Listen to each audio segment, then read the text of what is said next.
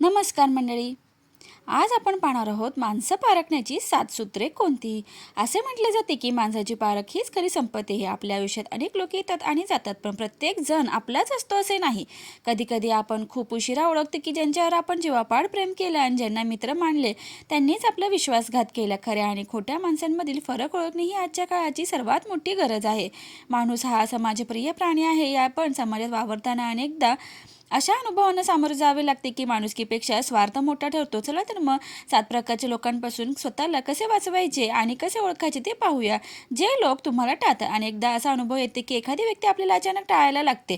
तुम्ही मेसेज केला तर रिप्लाय देत नाही, फोन केला तर उचलला जात नाही किंवा समोरून आल्यावर ती व्यक्ती नजर चोरून निघून जाते. हे लोक कोण असतात? बहुतेकदा हे लोक असतात ज्यांना तुमची प्रगतीची भीती वाटते, ज्यांना आता तुमच्याकडे कोणताही फायदा उरलेला नाही. काही वेळा तुमच्या स्पष्ट वक्तेपणामुळे तुम्हाला टाळतात, पण लक्षात ठेवा, जे तुम्हाला टाळतात त्यांच्या मागे धावण्यात आपला स्वाभिमान घालवू नका. जो तुमच्या वेळेची किंमत ठेवत नाही तो आयुष्यात लहानाच्या लायकीचाही नाही. जे लोक गोड बोलून काम करतात यांना आपण साखर पेरणी करणारे लोक म्हणू शकतो. ज्यांना बोलवण्यात इतका गोडवा असतो की तुम्हाला वाटतं की यांच्यासारखा सज्जन माणूस जगात नाही, पण त्याचा हा गोडवा फक्त आपल्या कामापुरता असतो. ओळखण्याची खूण. जोपर्यंत त्यांचे काम होत नाही तोपर्यंत ते तुमच्या अवतीभोवती गुटमळतील, तुमची स्तुती करतील. एकदा का त्यांचे काम फत्ते झाले की तुम्हाला ओळखायला तयार नसणार. अशा लोकांसाठी तुम्ही एक साधन असता. साखरेसारखी गोड माणसं अनेकदा संकटाच्या वेळी मिठासारखी विरघळून जातात. फक्त गरजेसाठी संपर्क करतात. काही लोकांच्या मोबाईलमध्ये तुमचा नंबर इमर्जन्सी किंवा गरज म्हणून सेव्ह असतो.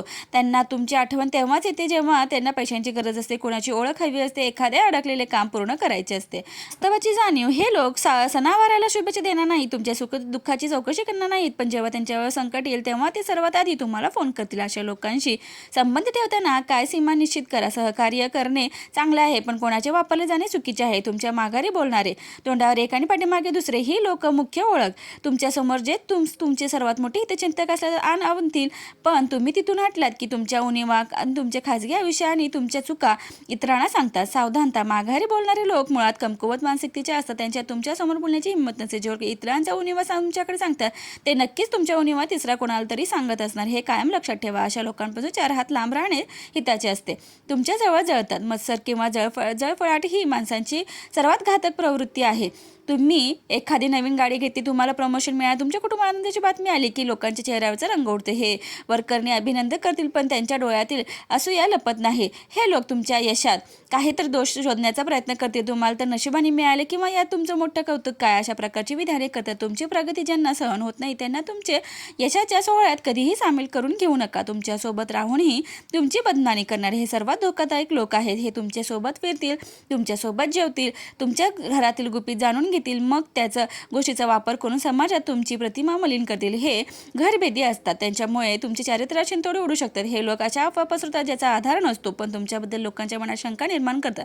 विश्वासाने सांगितलेली गोष्ट जी व्यक्ती बाजारू करते ती तुमच्या मैत्रीसाठी कधीच पात्र नसते. फक्त नावाला मित्र कधीही साथ देत नाहीत. मैत्रीचे नाते हे रक्ताच्या नात्यापेक्षाही मोठे मानले जाते, पण आजकाल फेसबुक आणि दिखाऊ मित्रांची संख्या वाढली आहे. पार्टी करायला, फिरायला हे लोक कायम तयार असतात, पण जेव्हा तुमच्या खरोखर संकट येतात, तेव्हा तुम्हाला मानसिक आधाराची गरज असते, तेव्हा ही लोक गायब होतात. जो तुमच्या कठीण काळात ही सावलीसारखं उभा राहतो तोच खरा मित्र. जे फक्त आनंदाच्या क्षणी सोबत असतात किंवा दुःखात पळ काढतात त्यांना मित्र म्हणणे हा मैत्रीचा अपमान आहे. नावाला मित्र असण्यापेक्षा एकही मित्र नसलेला बरा, पण चुकीच्या माणसासोबत राहून फसवणूक करून घेऊ नका. स्वतःला कसे सावरू शकता? या 7 प्रकारच्या लोकांपासून आपण मानसिकदृष्ट्या खचून जातो, पण अशा वेळी काही गोष्टी पाहणे गरजेचे आहे. अपेक्षा कमी ठेवा. बहुतेकदा दुःख हे समोरच्याच्या वागण्यामुळेही नाही तर आपण ठेवलेल्या अपेक्षांमुळे होते. मर्यादा ओळखा. प्रत्येकाला आपल्या आयुष्यात एक खाजगी गोष्ट सांगू नका. तुमची कमजोरी इतरांच्या मनोरंजनाचा विषय बनू शकतो. निरीक्षण करा. लोकांच्या शब्दांच्या कृतीकडे लक्ष द्या. शब्द खोटे बोलू शकतात, पण वागणूक सत्य सांगते. स्वयंपूर्ण बना. इतरांवर अवलंबून राहणे कमी करा. म्हणजेच कोणी टाळले किंवा सोडून गेले तरी तुम्हाला फरक पडणार नाही. निष्कर्ष काय? तर आयुष्य खूप छोटे आहे आणि ते अशा नकारात्मक लोकांसाठी वाया घालवणे मूर्खपणाचे आहे. जे तुम्हाला मान देतात, ज्यांना तुमची किंमत आहे आणि जे तुमच्यासाठी कठीण काळात खंबीरपणे उभे राहतात, अशाच लोकांची नाती जोडा. गर्दीत राहण्यापेक्षा दर्जेदार माणसांचे सहवासात राहणे कधीही उत्तम. खोट्या नात्यांचे ओझे वाहण्यापेक्षा ती वेळीच तोडणे हे सुखी आयुष्याचे गुपित आहे. वेळेनुसार बदलणारी माणसं ओळखायला शिकल्यात की आयुष्यातील अर्ध्या समस्या आपोआप सुटतील.